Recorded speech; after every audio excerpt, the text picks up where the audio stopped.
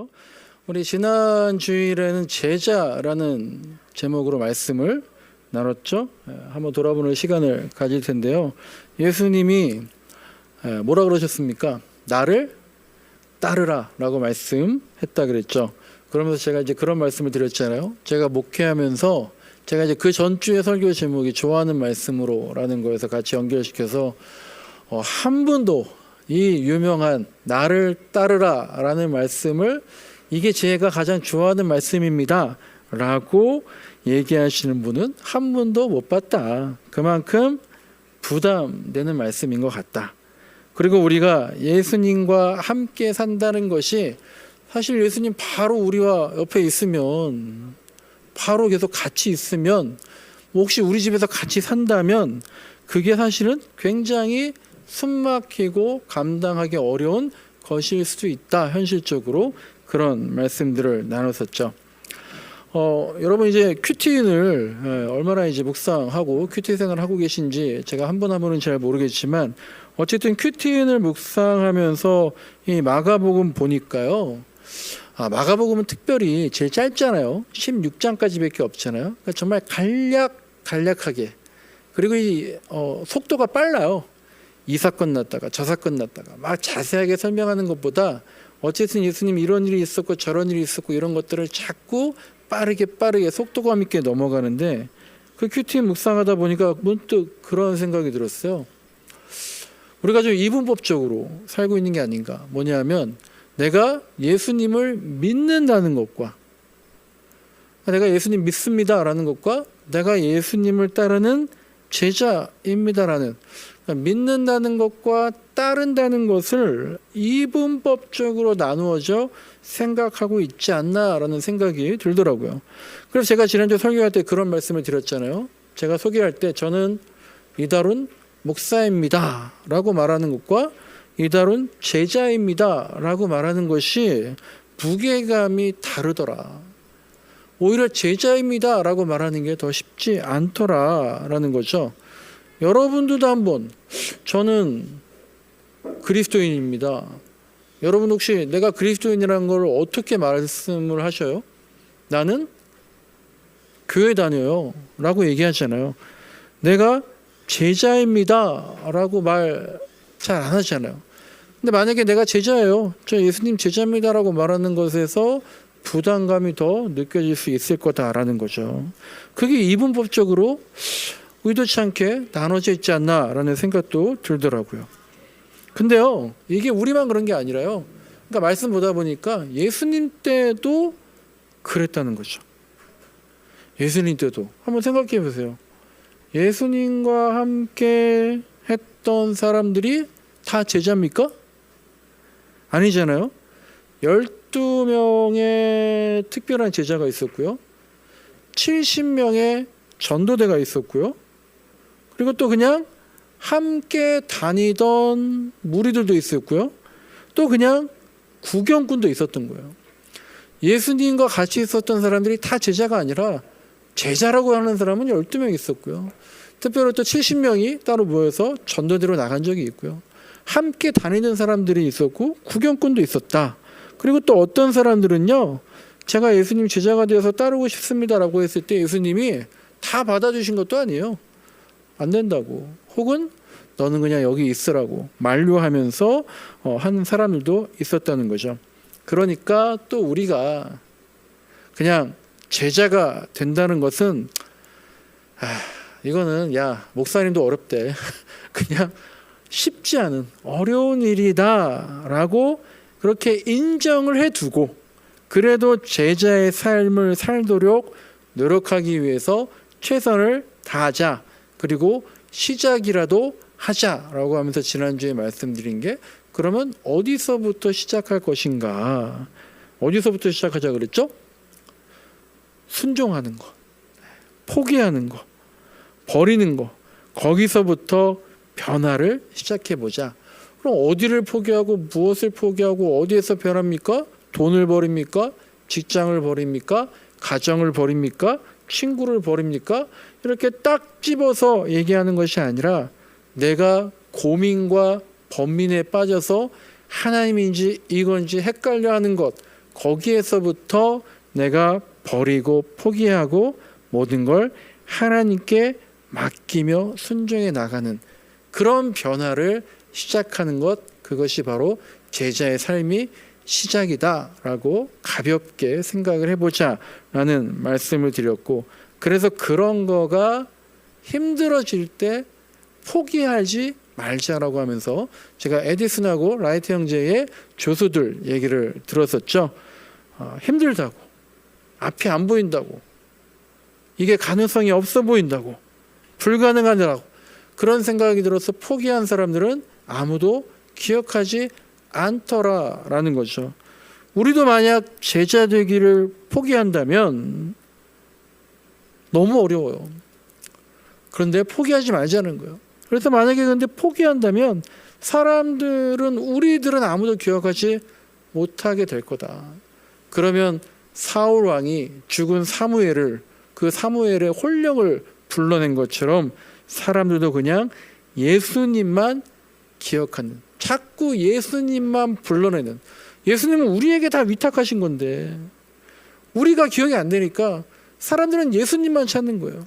그거는 스승된 예수님께서 바라는 것이 아닐 거다라는 말씀을 드렸습니다. 그래서 예수님의 희생과 죽음이 헛되이 되지 않도록 사람들이 당연히 예수님이 먼저지만 우리와 교회를 같이 기억할 수 있도록 변화의 시작, 그것을 포기하지 말자라고 말씀을 드렸습니다.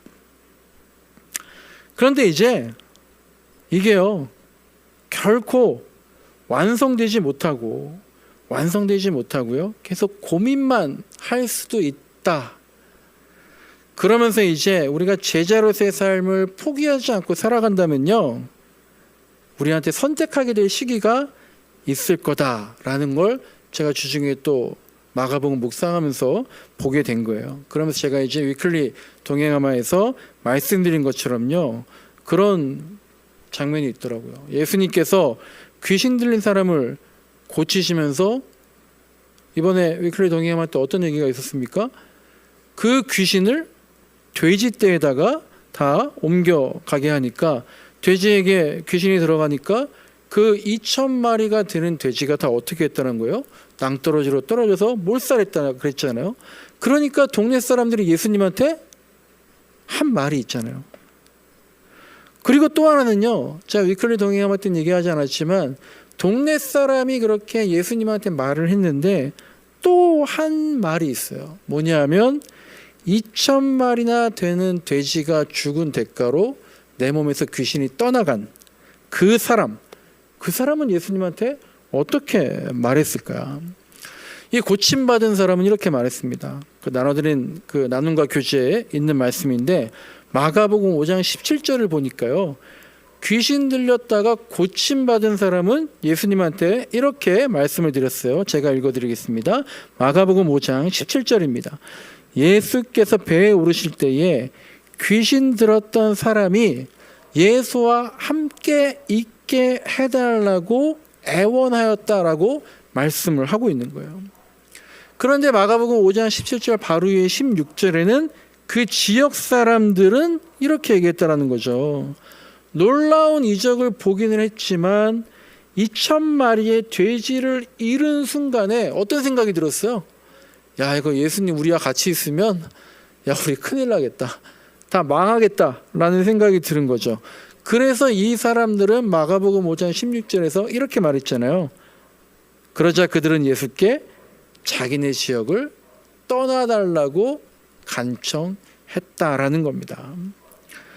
우리가 예수님 제자 되기를 포기하지 않고 살아간다면요, 제가 단언코 예언을 하겠는데 어떤 상황에 있었든지, 모두에게 똑같은 상황은 아니지만 반드시 우리가 이 두 가지 말 중에 하나를 하게 될 때가 온다라는 거예요. 예수님, 제발 제가 함께 있게 해 주십시오라고 말할 때라든지, 아니면 예수님, 제발 떠나주세요 라고 말할 때, 이 두 가지 중에 한 말을 우리가 할 때가 있을 거예요. 그때 우리가 어떤 말을 할 것인가, 기도하면서 준비하는 삶이 제자로서의 삶의 시작이 될 수 있다라는 거예요. 나도 모르게 주님 떠나주세요 라고 말하지 말아야죠. 네, 좀 약간 길었지만 지난주 설교 제자에 대한, 또 마가복음 큐티 보다 보니까요, 제자에 대한 여러 가지 생각들이 들어서 좀 길게 지난주 말씀을 정리했고요. 자, 오늘은요 제목이 엄마입니다. 엄마. 오늘 이제 본문은요 교회학교 우리 성경공부 교재 본문과 같은데요, 그 교재에서는 제목이 천만인의 어머니더라고요. 천만인의 어머니. 근데 이제 이 천만인의 어머니가 누구냐면요, 여러분 나눔과 교제에 보면 오늘 등장인물들이 있는데, 리브가, 이삭의 아내 리브가가 바로 천만인의 어머니가 될 것이다 라고 말하고 있는 거고요. 이 리브가의 어머니와 가족들이 그렇게 축복해주는 장면이 나오는 겁니다. 근데 여기가 이제 등장인물이 몇 명 있어요. 아브라함이 나오고요, 아브라함의 종, 그냥 뭐 노예 뭐 그런 정도가 아니라 아브라함의 집사격인 엘리에셀이라는 사람이 나오고요. 그리고 이제 리브가와 그녀의 아버지와 어머니, 그리고 마지막에 이삭이 등장하는데요. 아마 한 번쯤 이 이야기를 들어보셨겠지만 이게 이제 자세히는 또 막 기억이 안 나는 스토리인 것 같아요. 창세기 24장 1절부터 67절까지 있는 긴 이야기인데요. 제가 잠깐 어떤 내용인지 먼저 내용을 소개하겠습니다. 이제 아브라함이요, 나이가 많아져서 몸이 약해져서 좀 죽을 것 같으니까 죽기 전에 아들 이삭, 아브라함의 아들 이삭의 아내를, 즉 며느리를 찾으려고 이제 하는 거죠. 그래서 이제 그의 집사인 엘리에셀에게 자, 며느리 될 사람을 한번 찾아와라라고 얘기를 합니다. 근데 두 가지 조건을 걸어요. 며느리 될 조건 어떤 겁니까? 엘리에셀에서 이렇게 얘기합니다. 하나는 여기 가나안 땅 말고, 우리 고향이 하란이잖아. 원래는 우르에 있다가 하란으로 왔다가 하란에서 가나안으로 왔는데요, 하란으로 가서 우리 고향에 가서 여인을 찾으라는 거고요. 또 하나는 반대로 그 하란에서 여인을 찾았는데 그 여인을 반드시 여기 가나안 땅으로 데리고 와야 된다라고 하는 두 가지 조건을 걸었어요. 왜 그러냐면, 먼저 하란을 비롯해서, 하란은요 시리아 땅 그 북쪽 근방인데, 그 메소포타미아 지역에는 신들이 너무 많아요. 여기도 여러분 도마동 한번 집에 가시기 전에 동네 한 바퀴 돌아보면 저번에도 말씀드렸던 것처럼 도령집, 점집, 뭐 이게 뭐 절도 있고요, 막 많아요. 그리고 이제 또 여러 종교가 있던 지역이 바로 그 메소포타미아 지역. 그러니까 우리가 한 번쯤은 들어봤을 조로아스터교, 뭐 마니교, 미트라교, 이런 당시의 주류 종교들. 그 당시에 이 야훼 여호와 하나님 믿는 기독교는 주류 종교가 아니었거든요. 그런 주류 종교가 다 그 하람, 메소포타미아, 가나안 땅 많이 있었는데, 아브라함의 가족은 그 종교들을 다 지켜두고 여호와 하나님을 믿는 민족이었잖아요. 그러니까 우리가 여호와 하나님만 섬겼는데, 며느리 될 사람은 우리와 함께 하나님을 섬기는 여인으로 택해야 되기 때문에 우리 고향에 가서 우리 민족, 우리 가문의 여인을 찾아봐라 라고 얘기를 했던 거죠. 그런데 이제 아브라함이 또 반드시 여기에 와서, 가나안 땅에 와서 하나님께서 약속해 주신 땅이니까 여기서 신앙생활을 할 수 있도록 데리고 와라 라고 그렇게 엘리에셀을 보낸 거고요. 엘리에셀이 그 두 가지 조건을 맞추기 위해서 기억하고 출발을 했는데, 엘리에셀이 이제 가는데 이 거리가 한 20여일 정도 걸었어야 될 그런 정도 거리였던 것 같아요. 얼마나 이제 간절하게 기도하면서 갔겠어요. 그리고 이제 드디어 하란 땅에 도착해서 어느 우물가에 가게 됐고요.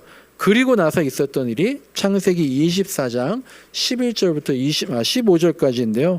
나눠드린 그 말씀, 나눔과 교재에 말씀이 적혀 있는데, 창세기 24장 11절부터 15절까지를 저랑 같이 교독하면서 읽어보도록 하겠습니다. 엘리에셀이 이제 막 어떤 여인을 찾을 수 있을까 하고 갔는데 우물가에서 이런 것을 고백하면서 기도하는 겁니다. 11절부터 15절을 제가 먼저 11절 읽겠습니다. 그는 낙타를 성 바깥에 있는 우물 곁에서 쉬게 하였다. 해가 뉘엿뉘엿 지고 있었다.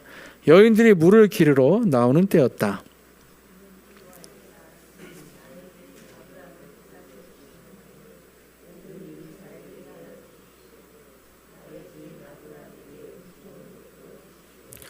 제가 여기 우물 곁에 서 있다가 마을 사람의 딸들이 물을 기르러 나오면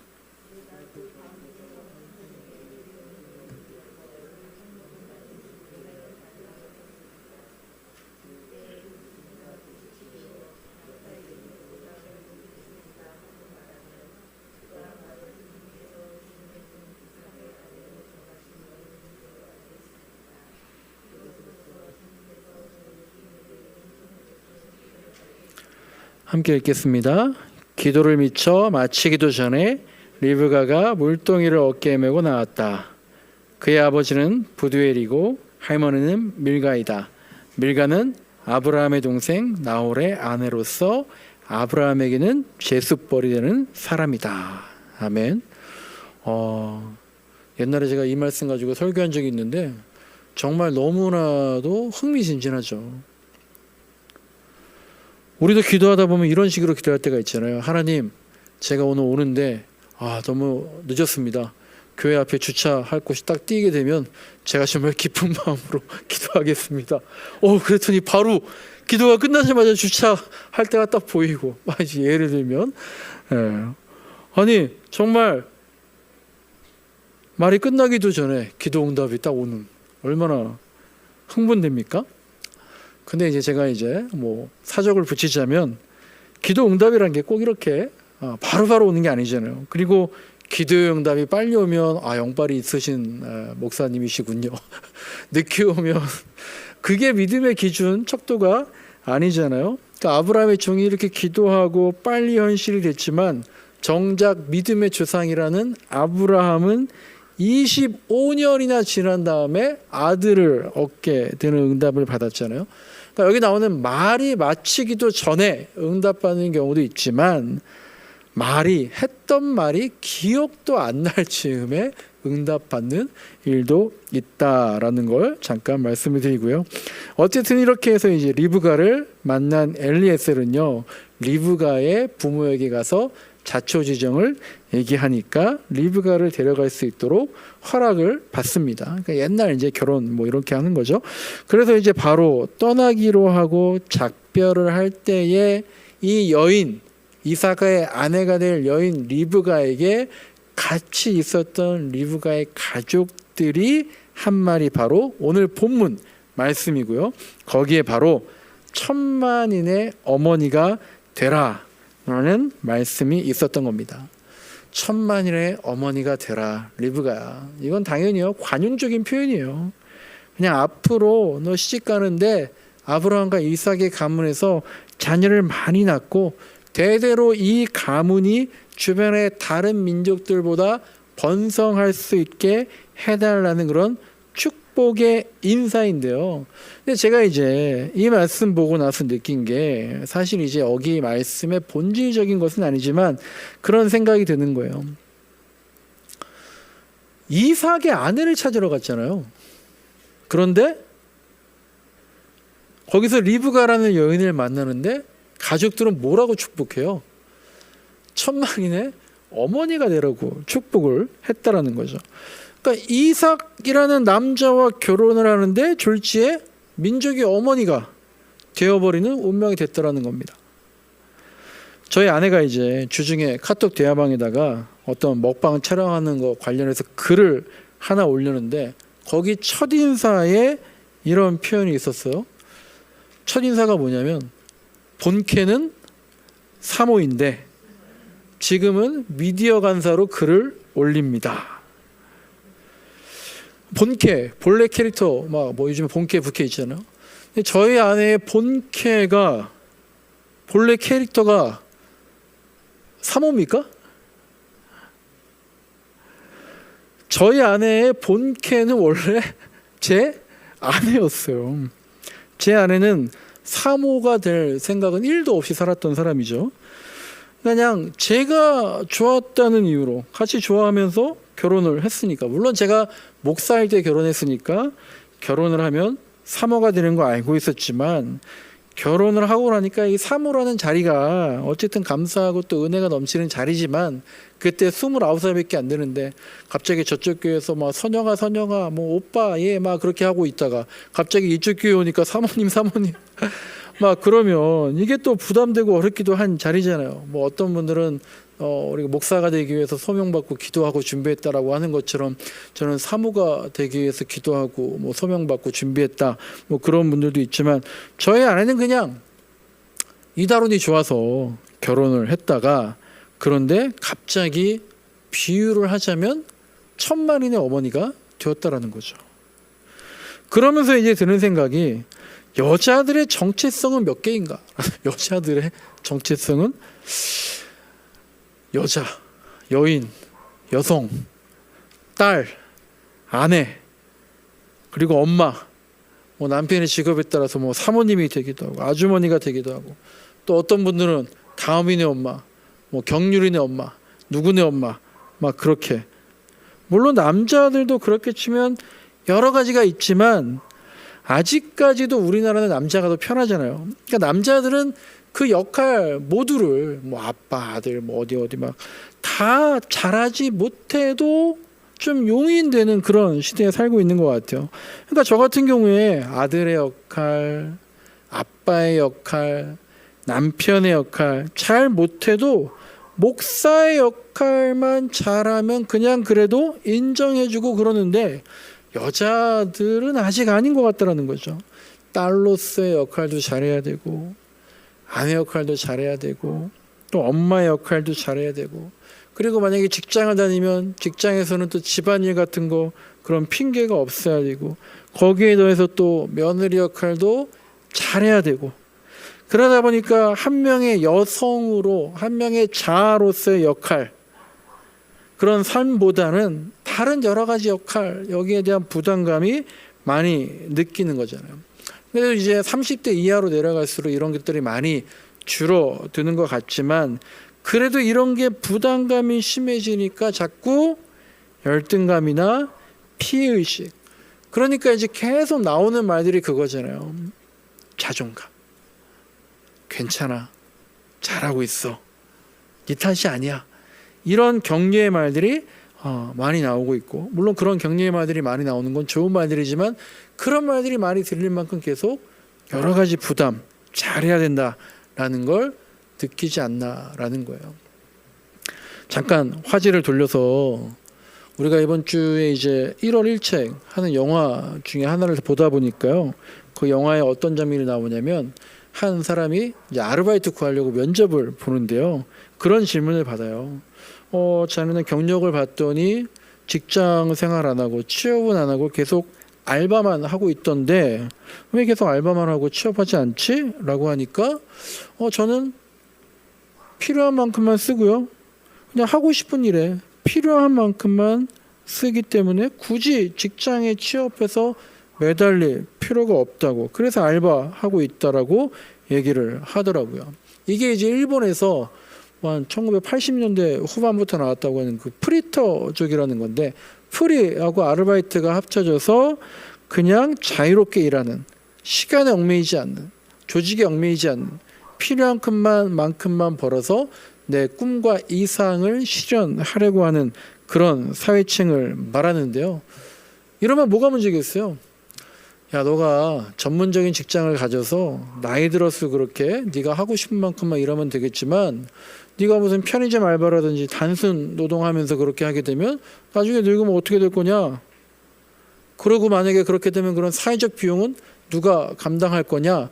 라고 하는 여러 가지 논란들이 있어서, 이 프리터적이나 지금 우리나라 뭐 비정규직 이런 자리라는 것들이 사회적인 보장, 사회적인 어떤 제도가 없으면 낭떠러지로 떨어지고 몰릴 수밖에 없는 그런 직장인데요.